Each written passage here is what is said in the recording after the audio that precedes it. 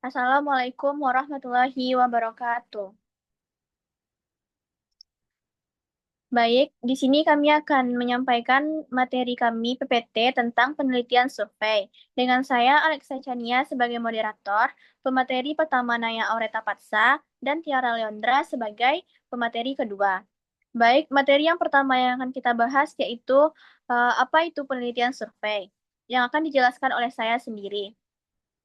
Penelitian survei adalah metode penelitian yang mengambil sampel dari suatu populasi dan menggunakan kuesioner atau wawancara sebagai instrumen utama untuk mengumpulkan data. Tujuannya adalah untuk membuat deskripsi atau gambaran mengenai karakteristik, perilaku, pendapat, atau fenomena tertentu dari suatu populasi pada satu atau beberapa titik tertentu. Adapun di dalamnya inti penting dari penelitian survei, yaitu ada generalisasi, yaitu hasil dari sampel diharapkan dapat digeneralisasikan ke populasi yang lebih besar. Datanya kuantitatif. Yang dimaksud dengan data kuantitatif di sini adalah data yang dikumpulkan umumnya berupa angka-angka yang dapat dianalisis secara statistik. Kemudian ada struktur yang jelas, yang artinya yaitu struktur proses penelitian sangat terstruktur mulai dari penentuan populasi, sampel, hingga instrumen. Lanjut, eh, materi berikutnya yaitu karakteristik utama penelitian survei. Di sini ada yang pertama yaitu populasi dan sampel, yang artinya penelitian melibatkan pemilihan sampel yang representatif dari suatu populasi. Teknik sampling yang digunakan dalam populasi dan sampel ini sangat krusial, yang di dalamnya ada seperti simple random sampling, stratified sampling, dan lain sebagainya. Kemudian ada instrumen utama, yaitu yang dipakai di sini yaitu kuesioner atau angket adalah alat paling umum yang digunakan. Dapat juga kita menggunakan wawancara terstruktur sebagai panduan untuk melakukan instrumen utama. Kemudian ada data variabel. Data variabel yang dikumpulkan bersifat kuantitatif atau dapat dikuantifikasikan. Biasanya mengukur variabel-variabel tertentu, misalnya tingkat kepuasan, frekuensi penggunaan, pengetahuan, dan sikap. Kemudian ada analisis statistik, yang artinya adalah data dianalisis menggunakan teknik statistik, mulai dari statistik deskriptif, yaitu mean, median, modus, dan presentasi.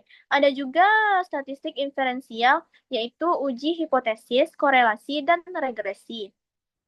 Yang terakhir yaitu ada struktur ketat, yang artinya prosesnya sangat terstruktur dan baku untuk memastikan reliabilitas dan validitas hasil yang maksimal. Baik, hanya sekian yang dapat saya sampaikan. Kita lanjut ke materi berikutnya yang akan disampaikan oleh Naya. Kepada Naya, disilahkan. Baik, terima kasih atas kesempatannya moderator. Di sini saya akan menjelaskan tujuan dari penelitian survei. Ada tiga tujuan. Yang pertama, survei deskriptif. Survei deskriptif ini tujuannya mau menggambarkan keadaan pada satu waktu. Contohnya, seberapa sering anak Gen Z memakai e-wallet seperti OVO, GoPay, ataupun ShopeePay. Jadi kita mensurvei ke anak-anak Gen Z, lalu mendapatkan hasil sekitar 80%, jadi tugas kita sudah selesai. Contohnya tuh, judulnya seperti profil penggunaan e-wallet di kalangan generasi Z di Padang tahun 2024. Lalu outputnya bisa berupa persentase, rata-rata, ataupun tabel frekuensi. Yang kedua, survei eksplanasi tujuannya untuk menguji hipotesis tentang hubungan atau pengaruh antar variabel. Di sini tidak hanya menggambarkan, tetapi mencari hubungan atau pengaruh antar variabel. Contohnya seperti kita akan mengetahui apakah kemudahan memakai aplikasi m-banking membuat orang semakin minat memakai aplikasi itu. Nah, di sini ada dua variabel, kemudahan penggunaan sebagai variabel X dan minat menggunakan sebagai variabel Y. Jadi kita menguji apakah X berpengaruh ke Y. Contoh judulnya itu pengaruh kemudahan penggunaan dan kepercayaan terhadap minat menggunakan aplikasi m-banking. Contoh outputnya itu seperti uji korelasi, uji regresi, ataupun uji signifikansi yang biasanya kita menggunakan aplikasi SPSS. Yang ketiga, survei eksplorasi. Tujuannya untuk mendapatkan pemahaman awal tentang topik yang belum banyak diteliti. Penelitian ini bertujuan untuk mencari informasi awal karena topiknya masih baru dan belum banyak diteliti. Contohnya, pemerintah baru mengeluarkan kurikulum Merdeka. Jadi kita ingin tahu bagaimana sih kesiapan guru-guru di daerah terpencil dan tertinggal. Jadi kan kita belum tahu faktor apa saja yang berpengaruh. Bisa jadi masalah sinyal ataupun akses yang terbatas. Jadi kita melakukan survei untuk menemukan faktor-faktornya terlebih dahulu. Contoh judulnya, Studi Eksplorasi Kesiapan Guru dalam Menghadapi Kurikulum Merdeka di Daerah 3T. Outputnya itu berupa identifikasi awal, identifikasi variabel yang bisa menjadi fondasi untuk penelitian yang lebih besar. Selanjutnya, jenis-jenis dari survei. Jenis ini berdasarkan waktu. Yang pertama, cross-sectional. Pengambilan data itu dilakukan satu kali pada satu titik waktu tertentu. Data diambil cuma satu kali dalam satu waktu tertentu. Misalnya kita ingin mengetahui tingkat kepuasan pasien di rumah sakit X pada bulan Januari 2024. Jadi kita datang pada rumah sakit itu pada Januari 2024 dan kita menyebarkan kuesioner lalu mendapatkan hasil dan selesai. Jadi kita tidak mengulang lagi di bulan Februari ataupun bulan selanjutnya. Selanjutnya, longitudinal. Longitudinal ini kebalikannya.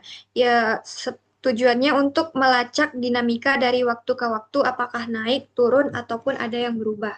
Nah, longitudinal ini ada tiga subjenis. Yang pertama, studi tren. Populasinya sama, tetapi sampelnya berbeda tiap kali survei. Contohnya, survei opini tentang calon presiden setiap bulan. Yang disurvei itu berbeda orang, tetapi masih dalam populasi yang sama, yaitu rakyat pemilih Indonesia. Terus yang kedua, studi kohort, subpopulasi atau kelompoknya sama. Terus yang ketiga, studi panel. Ini yang paling ribet karena orang yang sama disurvei berulang kali. Contohnya 100 orang ditanya setiap tahun tentang kebiasaan belanja mereka. Tapi hasil yang ini adalah yang paling akurat untuk melihat perubahan individu. Materi selanjutnya, metode pengumpulan data, yaitu cara dalam pengumpulan data pada survei. Ada empat. Yang pertama, kuesioner tertulis atau angket. Kita menyebar kertas, diisi menggunakan pena, lalu dikembalikan ke kita. Biasanya kelebihannya itu biayanya murah dan menjangkau daerah yang tidak punya sinyal. Tetapi kekurangannya respon rates-nya rendah karena banyak yang tidak mengembalikannya lagi kepada kita dan tidak bisa menanyakan balik. Yang kedua, kuesioner online. Kuesioner online ini menggunakan Google Form, SurveyMonkey, atau Typeform. Jadi kita mengirimnya lewat WA, Instagram, ataupun email.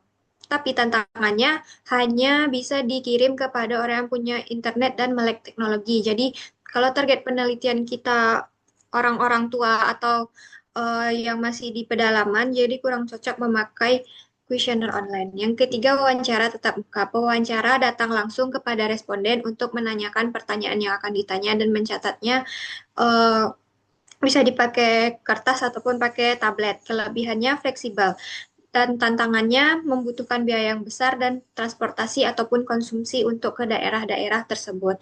Terakhir, wawancara telepon. Pewawancara ini menelpon responden untuk menanya-nanyakan pertanyaan yang akan mereka teliti. Kelebihannya lebih murah daripada tatap muka, namun tantangannya susah untuk mendapatkan nomor teleponnya ataupun orang tersebut malas mengangkat telepon dari pewawancara. Sekian materi yang bisa saya sampaikan, saya kembalikan kepada moderator. Baik, terima kasih kepada Naya. Kita lanjut kepada materi selanjutnya yang akan dijelaskan oleh Tiara. Kepada Tiara, disilahkan.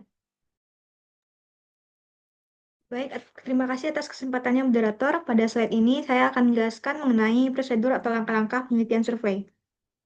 Nah, proses penelitian survei yang baik harus mengikuti langkah-langkah sistematis sebagai berikut. Yang pertama yaitu merumuskan masalah penelitian, di mana nantinya kita akan menentukan topik dan pertanyaan penelitian secara spesifik dan jelas. Langkah kedua yaitu menemukan sampel atau populasi. Mohon maaf, menentukan populasi dan sampel. Populasi di sini yaitu seluruh subjek yang menjadi sasaran penelitian. dan sampel di sini yaitu sebagian dari populasi yang mewakili.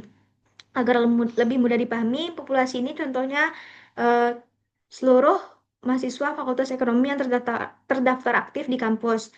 Kalau sampelnya yaitu sebagian dari mahasiswa tersebut yang dipilih secara acak, misalnya 200 orang. Dalam pemilihan sampel harus tepat agar hasil penelitian bisa digeneralisasikan. Nah, langkah ketiga yaitu menyusun instrumen penelitian atau kuesioner. Pada penelitian survei, instrumen yang sering digunakan adalah kuesioner. Pertanyaannya harus jelas dan tidak ambigu, sesuai dengan tujuan penelitian dan mudah dipahami oleh responden. Pada penelitian survei, instrumen yang baik akan menghasilkan data yang akurat. Langkah yang keempat yaitu mengumpulkan data. Data yang dikumpulkan dari responden melalui penyebaran kuesioner bisa secara langsung maupun online. Pada tahap ini, peneliti harus memastikan bahwa responden menjawab dengan lengkap dan jujur. Langkah yang kelima yaitu mengolah dan menganalisis data. Data yang sudah terkumpul kemudian diolah, biasanya menggunakan tabel, persentase, dan analisis statistik. Tujuannya yaitu untuk menemukan pola dan menemukan jawaban dari rumusan masalah. Yang keenam yaitu menarik kesimpulan dan menyusun laporan atas berdasarkan hasil analisis. Nah, kesimpulan harus menjawab rumusan masalah di awal.